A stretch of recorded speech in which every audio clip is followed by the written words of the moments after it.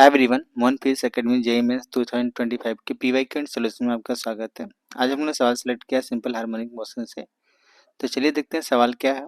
A light hollow cube of the side length 10 centimeter and mass 10 gram is floating in a water. It is pushed down and released to the execute simple harmonic oscillation. The time period of the oscillation is y pi into 10 की power minus 2 second, where the value of y is। मान लीजिए कि मेरे पास एक कोई ऐसे cube है, मैं ऐसे बता दूं, जिसका साइड लेंथ उसने कितना बोला है 10 सेंटीमीटर, ठीक। और किसी भी लिक्विड के अंदर ऐसे डुबाया गया है, ऐसे मैं बोल देता हूँ, क्लियर। और जो साइड लेंथ है उसका उसने ए दे रखा है, ठीक है।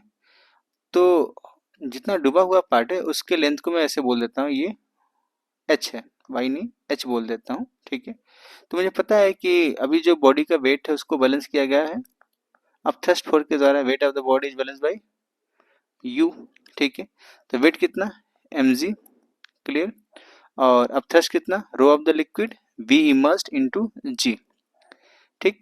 अच्छा, रो लिक्विड हमको दे रखा है और वी इमर्स्ड अभी कितना है, मान लेते हैं हाइट एच डूबा हुआ है, ठीक है। तो मैं लिखूंगा बेस का एरिया इंटू हाइट, तो डूबा हुआ वॉल्यूम पता चल जाएगा, तो लिखूंगा ए स्क्वायर एच इंटू जी, ठीक।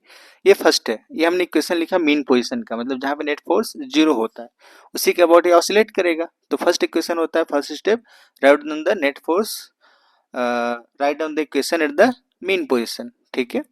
अब सेकंड स्टेप में डिस्प्ले स्लाइटली, जैसे मैं इसको थोड़ा सा ऐसे बोल दूं कि एक्स नीचे डिस्टर्ब करता हूँ अंदर की तरफ, ठीक है। तो मैं इसका एक पार्ट का सिर्फ डायग्राम बनाता हूँ। ये मान लेते हैं ये डूब गया कितना, अब नया एच प्लस एक्स डूब गया, ठीक। ये पूरा डूबा हुआ पार्ट, ठीक है। और ये डूबा हुआ पार्ट कितना एच प्लस एक्स। तो नया जो नेट फोर्स लगेगा वो कितना लगेगा, नीचे लग रहा है इसका एम जी, ठीक है। ऊपर लगेगा यू डैश, नया कोई अब थ्रस्ट फोर्स, ठीक है। तो मैं कैसे लिखूंगा नेट फोर्स एम जी माइनस यू डैश। तो एम जी माइनस यू डैश की वैल्यू कितना, rho of the liquid v immersed final. अब फाइनल कौन एच प्लस एक्स डूबा हुआ पार्ट, ठीक है। तो लिखूंगा a square into a plus x, sorry h plus x, h पहले से डूबा था, एक्स हमने और डुबाया इंटू जी, ठीक है। तो वी इमर्स्ड फाइनल में कितना ए स्क्वायर एच प्लस एक्स, और एक्स बहुत छोटा है, एक्स इज स्मॉल, बहुत छोटा, ठीक है।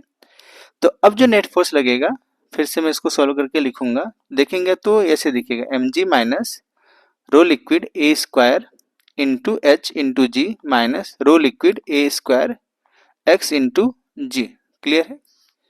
तो जब आप इनको सॉल्व करोगे तो हमें पता है यूजिंग इक्वेशन फर्स्ट, ये और ये बराबर है, दोनों कट जाएंगे।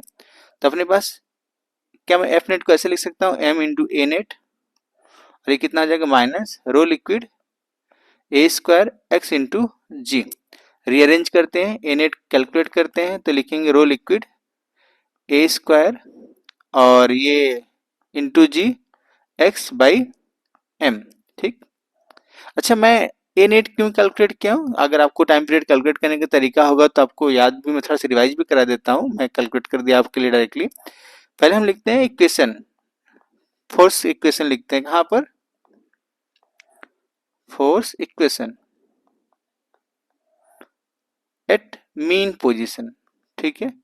Now disturb slightly, disturb slightly. Now first step ये, सेकंड स्टेप ये, third step write down F net, fourth write down A net, fifth compare with minus omega square X. ये टाइम पीरियड कैलकुलेट करने का तरीका होता है force equation से, तो मैंने वही किया। तो ए नेट कैलकुलेट किया, अब इसको किसके साथ कंपेयर करना है, माइनस ओमेगा स्क्वायर एक्स से। तो यहाँ पर ओमेगा की वैल्यू कितना हो जाएगी, देखिए under root rho liquid A square into G by M, ठीक है। तो टाइम पीरियड कितना हो जाएगा, देखिए 2 पाई एम रो लिक्विड ए स्क्वायर इंटू जी।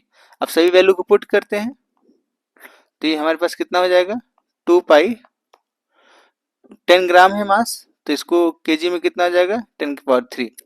रो लिक्विड 10⁻³ kg/m³ दिया है। ए स्क्वायर 10 सेंटीमीटर है तो इसको मीटर में रखेंगे तो 10⁻⁻1 2 हो जाएगा और जी की वैल्यू 10। ठीक है, उसने दे रखा है।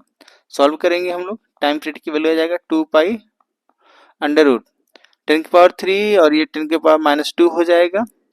माइनस ये और ये 10 उड़ा देते हैं तो -2 और ये कितना हो जाएगा +1, ऊपर ले जाएंगे 10⁻⁻4 हो जाएगा।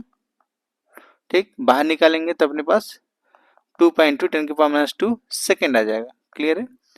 तो अगर इसको मैं कंपेयर करूं तो y pi into 10⁻⁻2 second. Clear. तो y की वैल्यू कितना हो जाएगा 2। क्लियर है।